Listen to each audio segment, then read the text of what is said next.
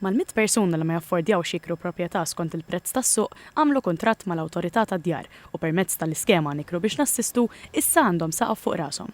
Ħabbar dan il-Ministru għall-Akkomodazzjoni Soċjali u Affordabbli, Rodrik Galdes, li qal li kemm ilha li rġet fetħet l-iskema saru 100 kuntratt.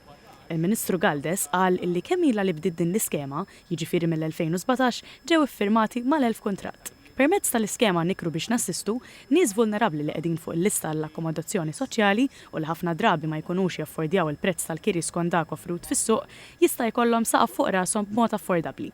Fil-fatt, f'xahrejn iktar minn 300 sit ta' appartamenti fis-settur privat taw l-appartamenti jew blokok vojta tagħhom lill-Gvern għal dan l-iskop. Il-Ministru qal li l-appartamenti huma lesti bikċina u tagħmir neċessarju. Semma wkoll kif is-sidien li ser ikunu qegħdin jikru dawn l-appartamenti mhux ser jiġu intaxxati minħabba l-fatt li t-taxxa diġà ser tkun inkorporata fil-prezz. Il-Ministru Galdes temm jgħid kif din l-iskema għandha tkun ta' interess għal sidien ta' appartamenti fis-settur privat, permezz ta' 10 snin ta' dħul garantit kif ukoll żieda ta' madwar 2% tal-prezz tal-kirja fis-sena.